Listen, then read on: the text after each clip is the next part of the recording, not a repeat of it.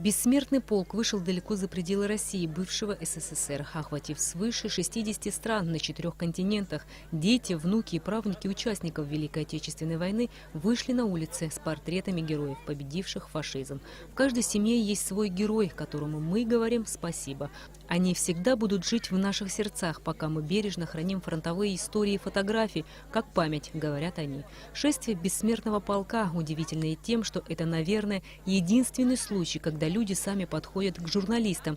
Биографические справки полны жизни, пропитаны деталями, мимо которых не пройдешь. К примеру, история жительницы Санкт-Петербурга Тамары Купцовой, которая сама была блокадницей Ленинграда. Сейчас в ее руках фотография отца. Это мой отец. Он прошел войну финскую, Отечественную войну. Он артиллерист. Много медалей у него. Значит, мы приехали из Питера здесь отдыхать и решили навестить вас в Бессмертный полк. Так что очень рада, что мы в Сухуми. Я бы хотела сказать про Тамару. Тамара всю блокаду прожила в Ленинграде. И истории про то, как ели землю с бадаевских складов, и про то, как промывали навоз от лошадей. Для Тамары, к сожалению, не понаслышке она знает эту историю. Вот. Мы приехали почтить память дедушки. Мы каждый год в Ленинграде, в Петербурге, когда на День Победы, на 9 мая, мы всегда идем на Бессмертный полк. У нас, конечно, такое огромное шествие. Заканчивается у нас на Дворцовой площади. Мы всегда поем военные песни. И для нас это святая обязанность помнить. Дедушка наш на Ленинградском фронте воевал, подступы к Ленинграду защищал. И нашему дедушке огромное спасибо за то, что он всю нашу семью помог эвакуировать из блокадного города. И благодаря ему вся наша семья жива осталась, слава Богу. Жизнь во время войны гораздо сложнее и запутаннее, чем любое кино. Здесь и чудесные спасения, и удивительные истории, и мистическое совпадение. И самое главное – осознание того, что жизнь, она не где-то завтра, она здесь и сейчас, потому что завтра может прилететь фашистская пуля и поставить в еще одной молодой судьбе точку. Аршавик Минасян и Рубен Аганян – два имени, которые так и остались без вести пропавшими в период Великой Отечественной войны.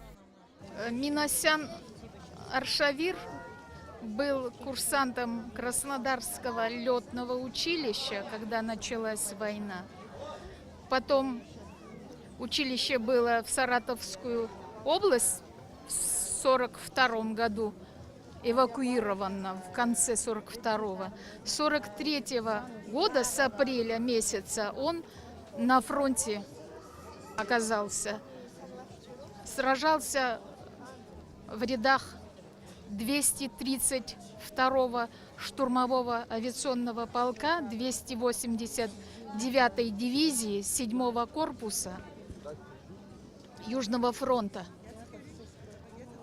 Освобождали Донбасс, потом освобождали Керчь, Крым. И 15 апреля 1944 года он вылетел на Севастополь и не вернулся с боевого вылета. Второй – это брат моего отца, Аганян Рубен.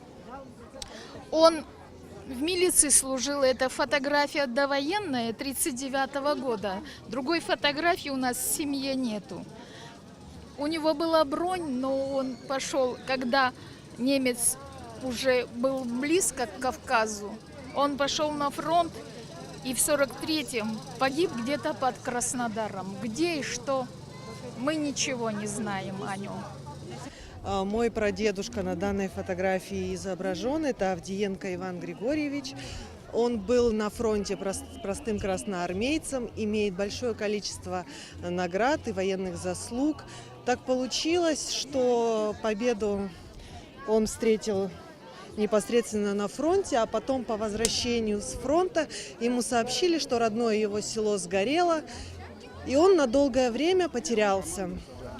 Затем, примерно в 60-х годах, он все-таки нашел свою семью, было воссоединение, и сейчас мы пришли на акцию «Бессмертный полк», чтобы почтить его память и чтобы он также вместе с нами прошелся в рядах, чтобы его праправнуки также знали его подвиг, знали его путь.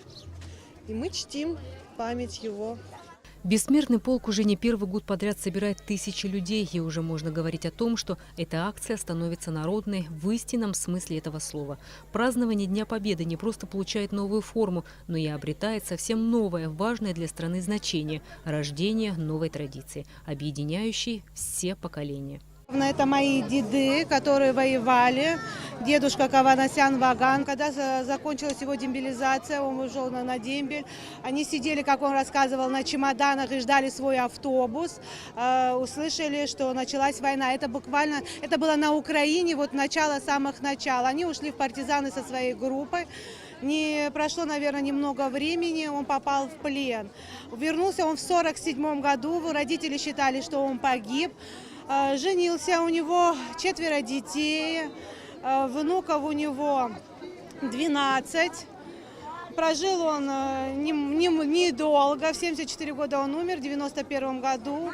Этот дед воевал в Керчи, на Малой Земле, был контужен, спас своего боевого товарища. Вот, получили они оба героев. Участники акции «Бессмертный полк» гордо и с достоинством держали портреты бойцов. Подвиг наших предков должен жить в нашей памяти. Мы не должны забывать людей, которые боролись за мир, говорят они. Я хочу сегодня пройти «Бессмертный полк» вместе с моим дедом Топаго Джота Константинович. Он пошел на фронт, будучи 16-летним подростком, обманув родителей и обманув комиссара, сказав, что ему на год больше, он пошел на фронт. Потом, получив ранение, его демобилизовали где-то в 42-43. Воевал он на Северном Кавказе. У него есть ордена. Он заслуженный учитель Абхазии, заслуженный деятель Абхазии.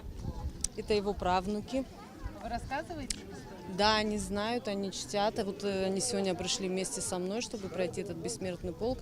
Моего прадедушку звали Владимир, у них было 5 братьев, и они уехали воевать, были в разных городах в Берлине. Ихняя мама, когда они уезжали, им сказала, если даже вы один человек погибнет, не возвращайтесь домой, и они все вернулись домой живы-здоровы. Не смолкали песни тех лет, горькие и радостные рассказы, и майский вечер наполняло ясное ощущение, что каждый не пронес портрет героя, а провел его родного через всю набережную, крепко держа за руку. Колесо истории словно повернулось вспять.